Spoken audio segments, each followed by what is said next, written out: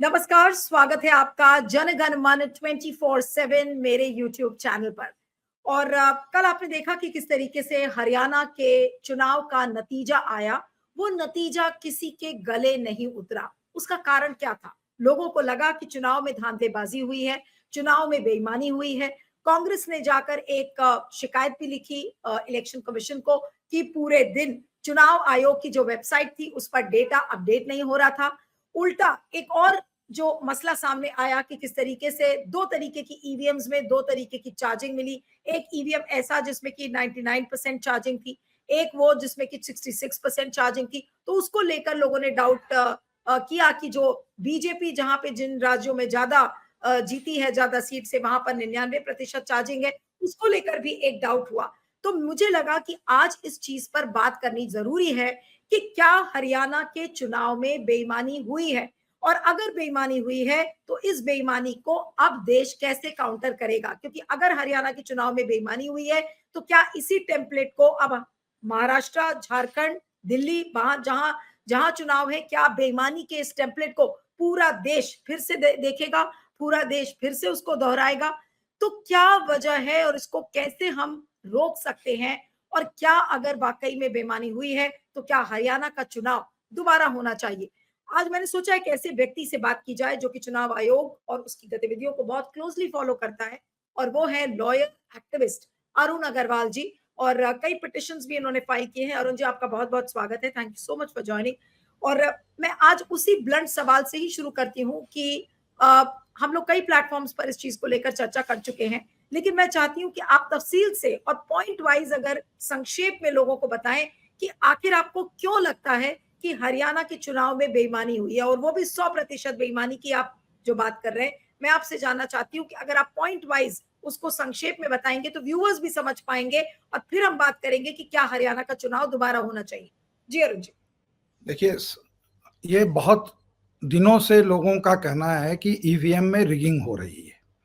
अब ये ईवीएम में रिगिंग हो रही है या नहीं हो रही है, ये इम्पोर्टेंस तो जरूर रखता है, लेकिन अगर इस कारण से, जो कि तमाम देशों में हुआ, कि लोगों की आस्था ईवीएम में नहीं होती है, जिसके कारण कि उनकी आस्था डेमोक्रेसी में नहीं रहती है, तो ये एक बहुत ही बड़ा घातक प्रश्न है। क्योंकि हम लोगों ने डिसप्रपोर्शनेट अमाउंट ईवीएम को वीवीपैट लगाने में 10,000 करोड़ से ऊपर खर्च किया है, जिसमें कि किकबैक का पूरा ये है। क्योंकि वो एक खाली एक बहुत क्रूड प्रिंटिंग मशीन है, जो कि आप क्रेडिट कार्ड वाली मशीन है। उसमें एक एक मशीन में जो इन्होंने पैसे खर्च किए हैं बहुत ज्यादा है। वो पैसे को आप छोड़ दीजिए, उससे ज्यादा जरूरी है हमारी डेमोक्रेसी में। अब यहां पर बहुत जगह घपला हो सकता है।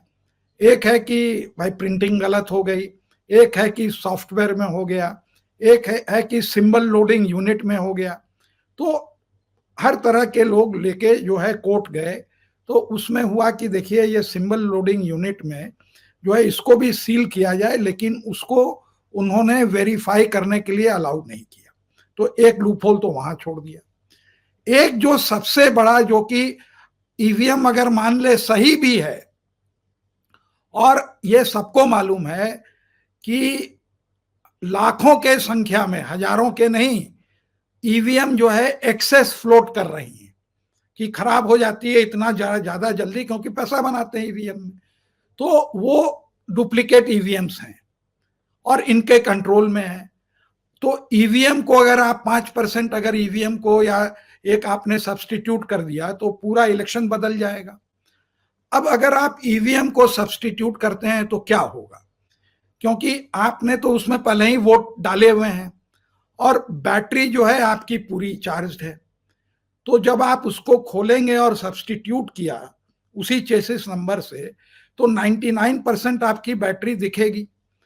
अगर इस बार जो कांग्रेस क्लेम कर रही है, और ये बात सही है, कि ऐसे ईवीएम पकड़े गए जिसकी की बैटरी ऑलमोस्ट फुल्ली चार्ज थी, जो कि वो इम्पॉसिबल है कि चार्ज हो, और कोइंसिडेंटली उसमें यह देखा गया कि बीजेपी को 80% वोट मिले, तो अगर एक भी ऐसी ईवीएम पकड़ी गई तो हमारे हिसाब से ये जो लोगों का सस्पिशन था कि ये होलसेल इलेक्शन रिग कर रहे हैं, वो इलेक्शन रिग्ड है। क्योंकि ऐसा नहीं हो सकता है कि आपकी बैटरी भी चार्ज हो फुल्ली और उसी ईवीएम में बीजेपी को या एक पर्टिकुलर पार्टी को बहुत ज्यादा वोट मिले। अगर ऐसा एक भी जगह पकड़ाया तो इसका कोई साइंटिफिक एक्सप्लेनेशन नहीं है और ये सारा ये जो कंफर्म करता है कि आप इंटेलिजेंटली और सेलेक्टिवली ईवीएम को रिग करके या सब्स्टिट्यूट करके आप जो है इलेक्शन जीत रहे हैं। और अगर ऐसी बात है तो आपने कही ये जो 99% और 66% वाली जो चार्जिंग वाली बात आ रही है कि ये ऐसा कैसे हो सकता है और इस तरीके की ईवीएम्स अगर मिली है तो क्या ये एकमात्र सबूत हो सकता है इस चीज को स्टैब्लिश करने के लिए कि हरियाणा के चुनाव में रिगिंग हुई है, बेईमानी हुई है और गलत तरीके से ईवीएम्स को बदला गया है? हाँ, ये तो दर्शाता ही है ना, इसका कोई एक्सप्लेनेशन तो है नहीं भाई। आज हम मान ले एक मेरे पास इलेक्ट्रिक बैटरी वाली व्हीकल है और मैं जो है और उसकी अगर वो किलोमीटर है वो 200 किलोमीटर एक चार्ज के ऊपर चलती है और मैं 80 किलोमीटर चल चुका हूं, तो जाहिर है कि 80 किलोमीटर अगर चलाऊं तो 120 किलोमीटर की तो बैटरी उसमें बचेगी, वो तो नई बैटरी नहीं हो जाएगी ना। तो अगर आप पूरे दिन उसको चुनाव में उसको इस्तेमाल किए हैं तो वो बैटरी 99% नहीं चार्ज होगी। चलिए मान ले इधर उधर भी था, लेकिन ये कैसे हो सकता है कि जिसमें 99% बैटरी चार्ज है उसी के अंदर में जो है एक पर्टिकुलर पार्टी को 80% वोट मिलते हैं? ये दोनों कोइंसिडेंट नहीं हो सकता। उसको वही औसत वोट मिलने चाहिए जो औसत वोट वहां पे मिले। और अगर वो कॉन्स्टिट्यूएंसी को आइडेंटिफाई करते हैं और मात्र वहां पे उस ईवीएम के अंदर में 600 वोट होंगे, 700 वोट होंगे, 700 आदमी को आप राउंड अप करके उनसे एफिडेविट लेके पूछिए कि किसको वोट किए, या ऐसे ही पता चल जाएगा कि वो किसके समर्थक हैं, कि ये इसके समर्थक हैं या उसके समर्थक हैं। तो अगर आप फिर ये पाते हैं क्रॉस वेरिफिकेशन में भी कि ये ईवीएम जो लोग वोटिंग जिस कॉन्स्टिट्यूएंसी की जिस पर्टिकुलर वो सब यूनिट की जो ईवीएम थी उससे वो वोटिंग फिगर वैसे भी नहीं मैच कर रही है, तो ये प्रूव हो जाता है कि कहीं ना कहीं आपने इसमें जो है गड़बड़ किया है। तब ये एक स्टेटिस्टिक्स का मामला नहीं रहता है कि केवल 1 या 2% में हुआ। तब अगर एक जगह आपने रिग करी तो इसकी पूरी विश्वसनीयता जो है इलेक्शन के ऊपर उसके ऊपर सवाल उठ जाता है और उसके बाद जो है उसके ऊपर जो है ये पूरा ये होना। और जो लोगों को इस बार लग रहा है कि इलेक्शन हैज बीन स्टोलन, ये बीजेपी को का ये प्लेबुक है, तो उसी वो अगर कर रहे हैं बार बार और उसमें चुनाव आयोग जिस तरह से डिसीजन ले रहा है तो आज ये अगर निकल जाए चुनाव आयोग अपनी ही वोटिंग करा लें कि कितने लोगों को इनके ऊपर जो है कॉन्फिडेंस है, करा लें ना, चुनाव कराते हैं तो अपने ऊपर वोटिंग भी करा लें जाके, तो ये पता चलेगा कि लोगों को जो है 30% से ज्यादा इनके ऊपर विश्वास नहीं है, लेकिन वो भी आपको क्या वोटिंग हो चुकी। जो जो आप चीजें एक्सप्लेन कर रहे हैं उससे तो साफ दर्शाता है कि चुनाव में बेईमानी हुई है, घालमेल हुआ है, लेकिन अब इस घालमेल को उजागर कौन करेगा? कौन करेगा इसको उजागर? पॉलिटिकल पार्टीज करेंगी, आप जैसे एक्टिविस्ट करेंगे, या नागरिकों को कोर्ट जाना चाहिए? क्या किया जाए ऐसे में?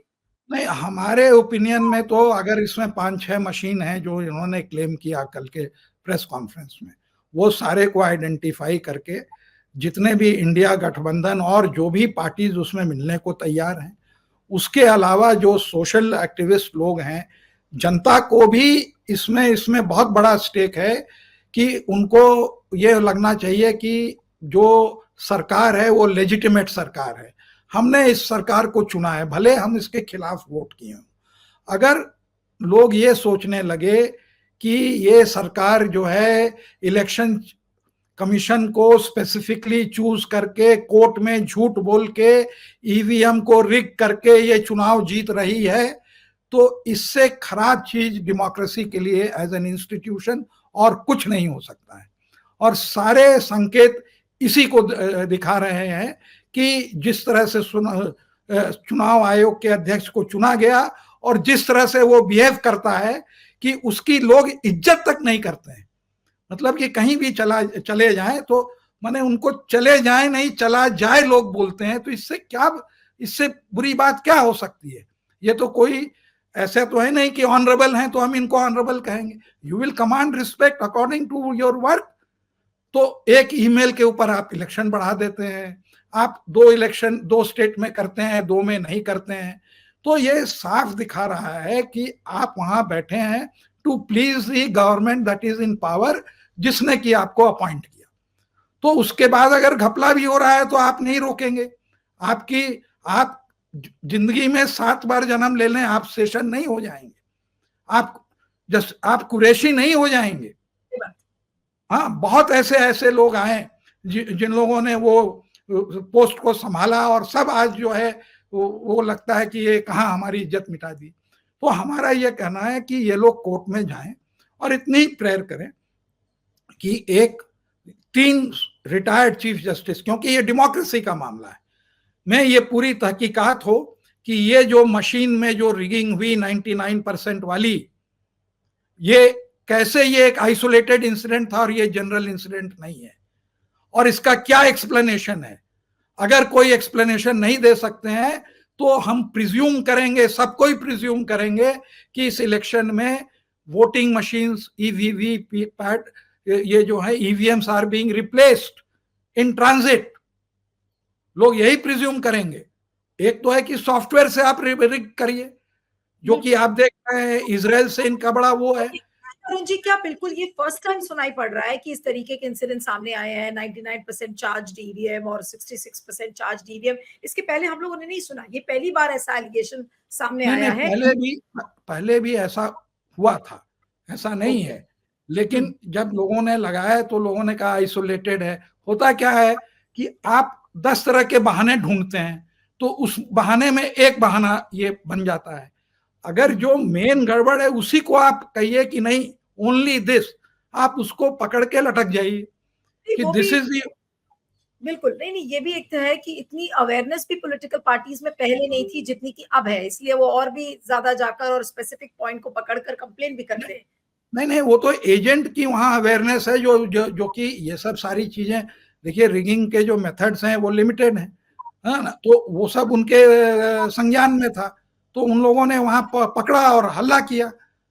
अब वो उसके ऊपर जो है ये अपना हिस्ट्री ये वो, अरे मैं राजीव कुमार से ओपनली कहता हूं कि सुप्रीम कोर्ट में आपने ये जब आपसे पूछा गया कि एक बूथ के ऊपर औसत कितने वोट पड़ते हैं, तो आपने जो फिगर दिए वो जो है 50% ज्यादा फिगर आपने दिए। इतना बड़ा आपने झूठ बोला, और उस झूठ को बोल के आपने ये दिखाया कि हम वोटिंग गिनने में हमको बहुत टाइम लग जाएगा, और उसको सुप्रीम कोर्ट ने मान भी लिया और जजमेंट भी दे दिया।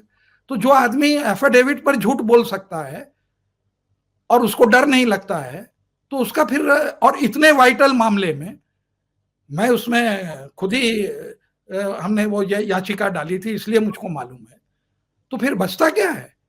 तो इसलिए मेरी तो यह है कि इन लोगों को जाना चाहिए और कहना चाहिए कि 3 रिटायर्ड जजेस जो कि जिनके ऊपर लोगों को विश्वास है, उनको जो है अपॉइंट करके ये जो है ये पहले लोगों को क्लियर कर दें कि इस तरह की रिगिंग रिप्लेसमेंट वाली जो है नहीं हुई, और किस कारण से ये जो है 99% वाली बैटरी में ही जो है ज्यादा मतदान निकले बीजेपी के। ये चीज आप बताइए।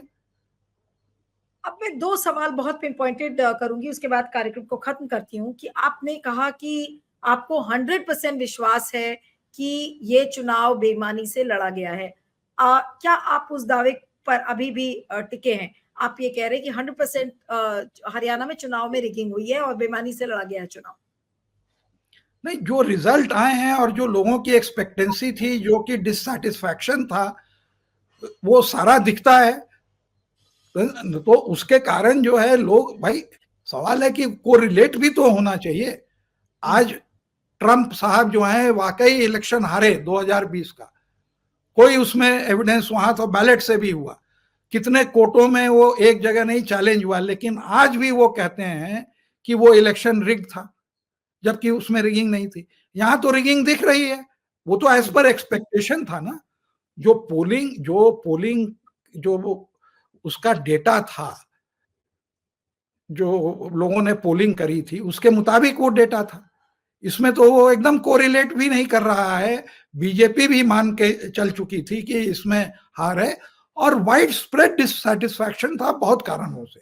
खैर वो भी नहीं हो, अगर ये पर्टिकुलर चीज हुई तो अगर आप मैकेनिकल वे में आप कर रहे हैं, मशीन से इलेक्ट्रॉनिक वोटिंग कर रहे हैं, तो अगर उसमें एक में भी अगर अगर मान ले, मैं आपसे पूछता हूं, अगर एक में चिप गलत निकल जाए तो क्या उसके बाद आप मानेंगे कि इलेक्शन फेयर होता है?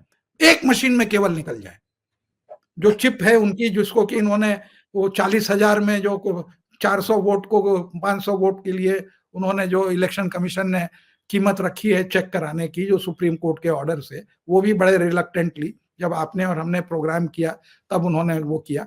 तो एक चिप अगर पूरे हिंदुस्तान में अगर गलत निकल जाएगी तो क्या उसके बाद जनता मानने को तैयार होगी कि ये इलेक्शन फेयर है? वही हालत यहां पे है कि अगर एक में ये निकल गया कि ये रिग हुआ, बैटरी चार्ज थी और रिप्लेस हुआ, जिसके कारण इनको ज्यादा vote, whole election has to be cancel. फिर यानी तो कि उसका जो आपने तो एक्सप्लेन किया ही कि भाई साफ साफ दिख रहा है कि हरियाणा में बेईमानी हुई है, चुनाव किस तरीके से रिग किया गया है। तो आपका क्या मानना है कि क्या हरियाणा में चुनाव दोबारा होना चाहिए? देखिए, हम बेईमानी की बात उससे लिंक कर रहे हैं कि वो जो है बैटरी वाली बात से, अगर मान ले वो गलत है और उसका साइंटिफिक ये है, तब तो हम कोई एलिगेशन कायदे से नहीं लगा सकते, मैं इसको क्लैरिफाई करता हूं। लेकिन अगर ये पाया गया कि एक भी उसमें 99% बैटरी चार्ज थी और उसमें 80% वोट उस पर्टिकुलर बूथ के ऊपर बीजेपी को गया, जबकि और सब बूथों में केवल 40% वोट आया, तो इसका मतलब ये इलेक्शन रिग हुआ और उसका एक आदमी पकड़ा गया, तो then it should be annulled. और उसके बाद ये जो डेटा थे पोलिंग के, जो मैच नहीं करते हैं, एवरीथिंग, ग्राउंड रियलिटी नहीं मैच करती, कुछ भी नहीं मैच करता, खाली रिजल्ट मैच करता है कि हम जीत गए। तो आप उसके बाद रिवर्स इंजीनियरिंग करिए, जाइए उस बूथ पे पूछिए, लोगों ने वोट दिया, जो जो वहां पे है, सब आदमी झूठ नहीं बोलेगा, और लोगों को पता है घर में कि किसने किसको वोट दिया। हम अपने घर में, अगर मेरे घर में डिवीजन है या मेरे नेबर से हमें बात होती है, तो हमें मालूम है, व्हाट्सएप से लोगों को मालूम है कौन किसका सपोर्टर है। वो तो अब आज के तारीख में आज छुपा ही नहीं है कुछ, आप क्रॉस चेक करिए।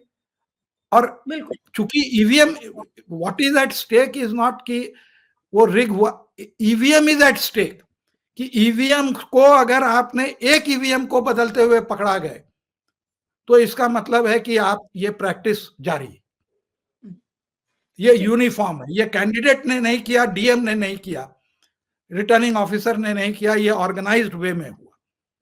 ये नहीं, इतना कल ही तो मेरा जयराम रमेश ने कल कहा ही कि ये तो तंत्र की जीत है, लोकतंत्र की नहीं है। तंत्र, तो वो जिस खुद ही आईआईटी के, वो खुद ही आईआईटी के इंजीनियर हैं, वहां से पढ़े हुए हैं, तो जी उनको तो और भी ज्यादा ये समझना चाहिए ना।